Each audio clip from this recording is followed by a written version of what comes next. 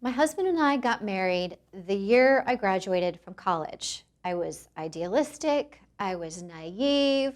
I went from my parents' home to the dorm room to our duplex. I had never lived without some person who was responsible to take care of me. I had never managed finances.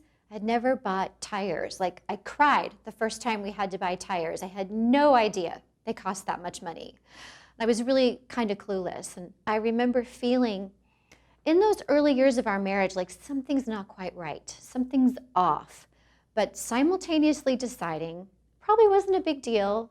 And we were already like figuring out how to live together, how to be married. We both had so many adjustments to make. We'd figure it out. 6 years into our marriage, I was pregnant with our first son when our home was wired for this brand new thing called the internet.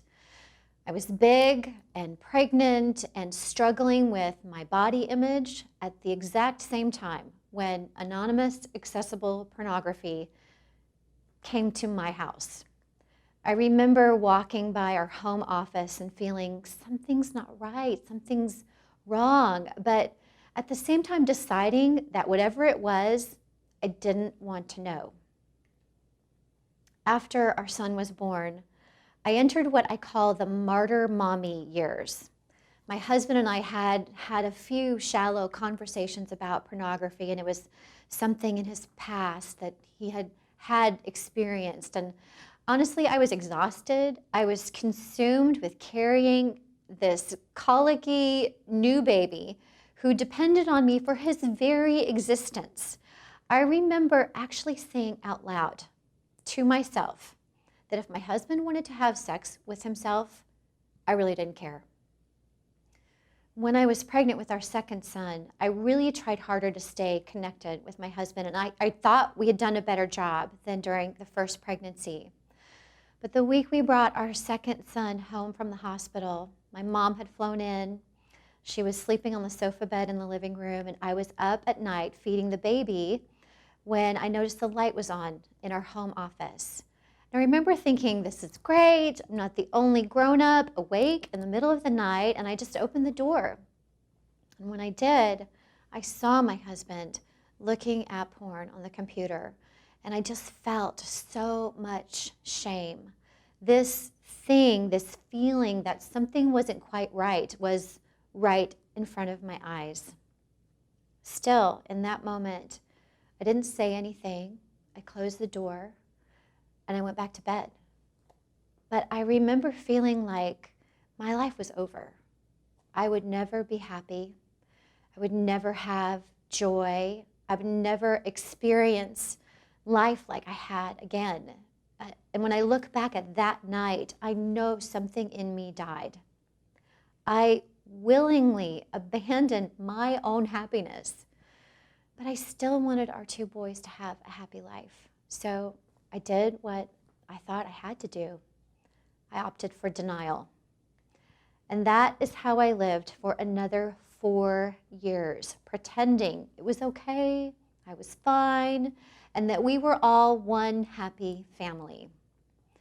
But something in me shifted during those 4 years of denial, and all the sadness and loneliness mutated into anger. I was a basket case. There was a women's conference that year at my church, and the theme was shine. And I'm like, I am not going. I am not shiny. I don't want to be around other shiny girls, and I really did not want to go, but I knew I needed to go, and so I dragged myself there. Well, at the beginning of every part of the conference, they did a skit with 4 princesses. And in the first skit, one of the princesses collapsed and just fell to the stage. She slept through the rest of the scene. And it kind of dawned on everybody, oh, she's Sleeping Beauty. Well, in the second skit, the princesses faced a challenge again, and sure enough, she collapsed and fell to the stage and slept through the rest of the scene. It was hilarious. Sleeping Beauty was narcoleptic. In the third skit, sure enough, some difficulty comes their way, And Sleeping Beauty collapses and falls to the stage and sleeps through the rest of the scene. Like the other princesses had to grab her and drag her dead weight off the set. In the fourth skit, you know what happened. Only this time I didn't see Sleeping Beauty laying there. I saw myself. And I just thought, I can't do this anymore. I have to stop pretending. I've got to stop sleeping. People need me. We have 2 sons, and I don't want them growing up in a home with pornography. I knew it was time for me to wake up. Around that same time, I had coffee with a friend, and she told me about a betrayal in her marriage. And honestly, we just cried together. Across the table, I saw her on the other side of the pain that I was drowning in. You know, she and her husband had been going to affair recovery, and they had found hope, and they had found help. And in her story, hope was born in my heart. And that day, I called affair recovery. Later that year, we started what was the precursor to EMS Online. My husband found the tools that he needed to break free from sexual addiction, and we installed Covenant Eyes accountability software on all our computers. He met weekly with a group of guys that held him accountable, that could just help him process what was going on in our world. But it was utterly and completely grueling for me to break out of pretending. In one session, it was our turn to share our homework for the week, and I was so emotional. I couldn't even talk. My throat was tight, and I had to yell just to try to get the words out. And I remember saying, "Why is this so hard for me?" And Rick leaned back in his chair and said, "It's hard for an ostrich to pull her head out of the sand." And that was me. I was an ostrich, pretending I didn't see the issue in my own home. I joined a Harboring Hope class, and we did some additional counseling sessions, and over the course of 2 years, we began to deal with this issue and rebuild our marriage. I found support and the encouragement I needed to own the reality of my life. But through that time, my faith was shaken. My foundation was shaken. And yet at the same time, it became reformed. And somehow in my past and in my growing up years, I believed if I just loved Jesus and do good, that I could have an easy life free of pain. That was my middle school Christian karma theology.